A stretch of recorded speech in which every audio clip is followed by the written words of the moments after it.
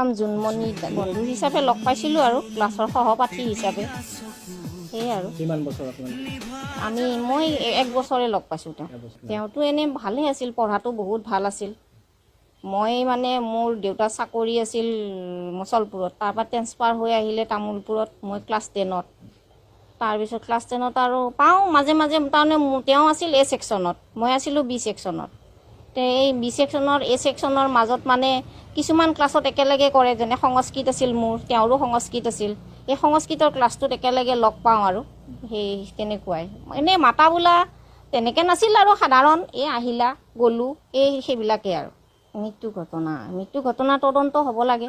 দোষীয়ে শাস্তি পাব লাগে সেই আৰু তেওঁৰ মনত বা কি আছিল কিবা আছিল কিজানি সেইকাৰণে তেওঁ মোৰ নামৰ ওপৰত গীত লিখিছিল আৰু সেয়ে কথা কিবা তেনেকুৱা স্মৃতি আছিলে নেকি জুবিন গাৰ্গৰ নাই এবাৰ মই তাৰমানে তামোলপুৰত বিহু ফাংচনত গান গাইছিলোঁ সমবেত সংগীত তাত তেওঁ তবলা বজাইছিল তেনেকৈ লগ পাইছিলোঁ আৰু মই আছিলোঁ মোৰ ভণ্টি আছিল আৰু তামোলপুৰৰ স্থানীয় আছিল কিছুমান আমি গান গাওঁতে তেওঁ কিন্তু তবলা বজাইছিল সেয়ে আৰু কিমান বছৰ লগ পাইছিল আপুনি এবছৰে লগ পাইছোঁ তাৰপিছত মই লগ নাপালোঁ মানে তেওঁ গুচি গ'ল ময়ো হাই ছেকেণ্ডেৰীত এডমিশ্যন ল'লোঁ তাৰপিছত মোৰ বিয়া হ'ল তেনেকুৱা আৰু আজিলৈকে পোৱা নাই আৰু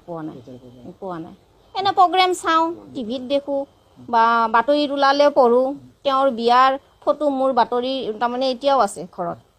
গৰিমাৰ লগত বিয়া হোৱাৰ ফটো আছে তেনেকৈ কিছুমান ভাল পাওঁ আৰু এনেই বন্ধু হিচাপে ভাল লাগে বা গায়ক হিচাপে অসমৰ সকলো মানুহে যেনেকৈ ভাল পায় ময়ো তেনেকৈয়ে ভাল পাওঁ হেৰিৰ দিনাখন শুনি ইমান বেয়া লাগিছে